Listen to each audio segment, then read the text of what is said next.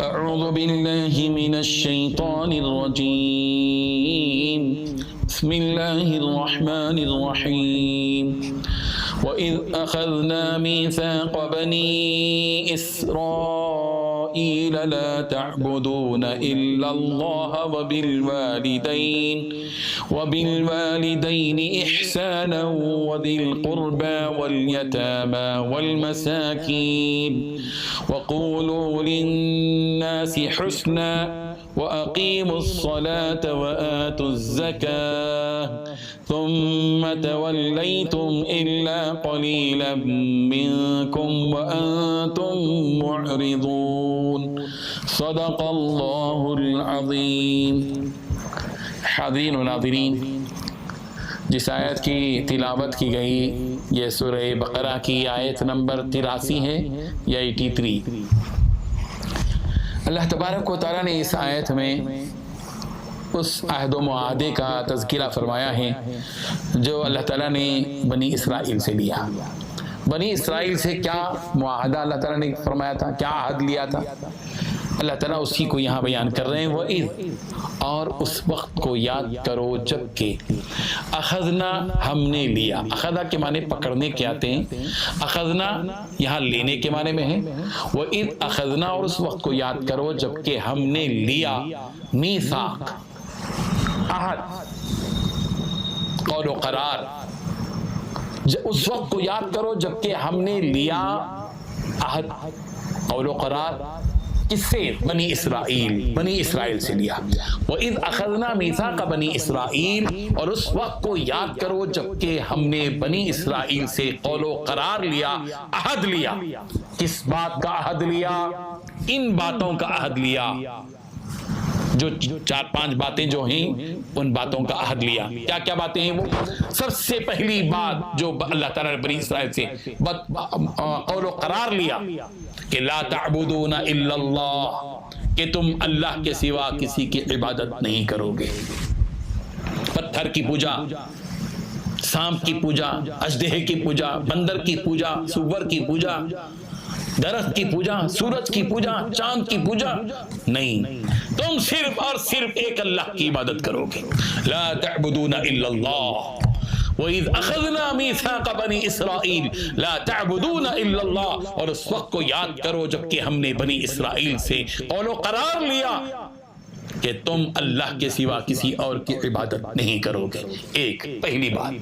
پھر دوسری بات، دوسرا قول و قرار بنی اسرائیل سے کیا لیا؟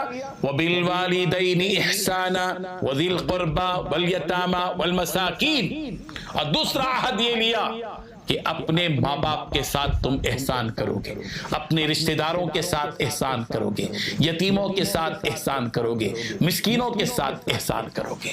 احسان اللہ تعالیٰ کی عبادت کے فوری بعد جن کے ساتھ احسان کا اللہ تعالیٰ نے حکم دیا ہے وہ ماں باپ کے ساتھ حسن سلوک ہے. بدقسمتی کی بات ہے، خوش قسمتی تو اس کی ہے کہ اللہ نے اسلام کو یہ فخر دیا اور اسلام کو یہ اعزاز بخشا کہ اس نے اللہ کی عبادت کے فوری بعد ماں باپ کے ساتھ حسن سلوک کا حکم دیا.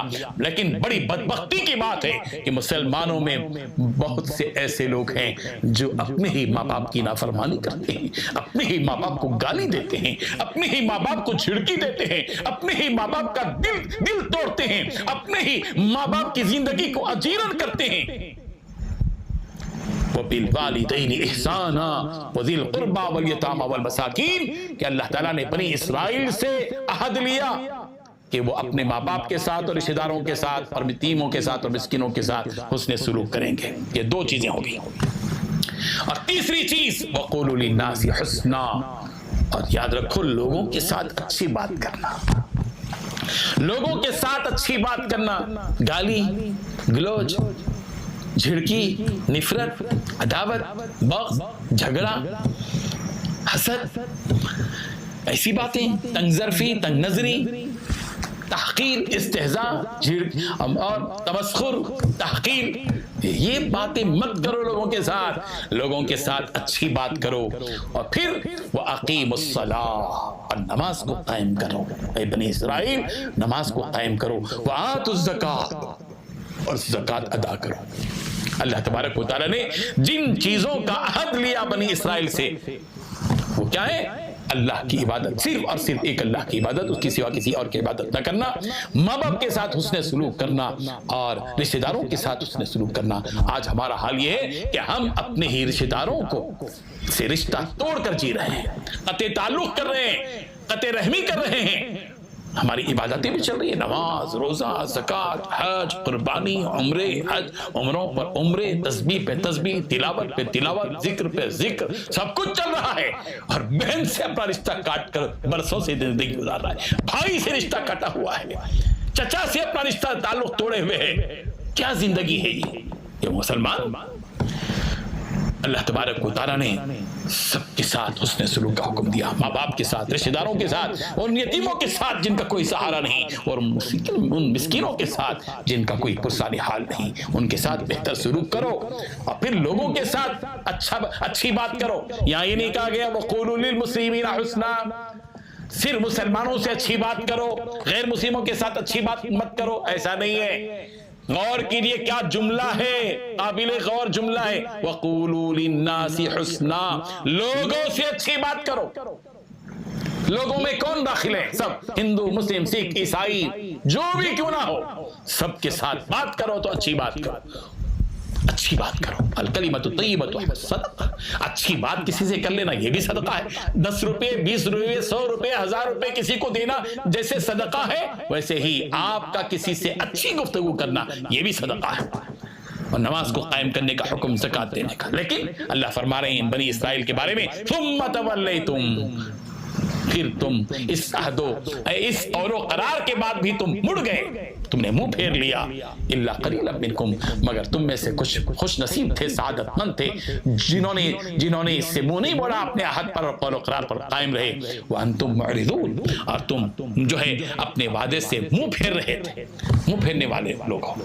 بہرحال اس آیت سے ہم سب کو اس بات کا سبق ملا کہ ہمیں صرف ایک اللہ کی عبادت کرنی چاہیے، ماں باپ کے ساتھ حسن سلوک کرنا چاہیے، رشتہ داروں کے ساتھ اچھا سلوک کرنا چاہیے، یتیموں اور مسکینوں کے ساتھ بہتر سے بہتر سلوک کرنا چاہیے، لوگوں کے ساتھ اچھی بات کرنی چاہیے، اور نماز کو قائم رکھنا چاہیے، زکوٰۃ دینا چاہیے۔ یہ وہ چیزیں ہیں جو اللہ تبارک و تعالیٰ نے ہم سب پر لازم کی ہیں۔ اللہ تعالیٰ ہم سب کو عمل کی توفیق عطا فرمائے۔ وآخر دعوانا ان الحمد للہ رب العالمین۔ لا الہ الا اللہ۔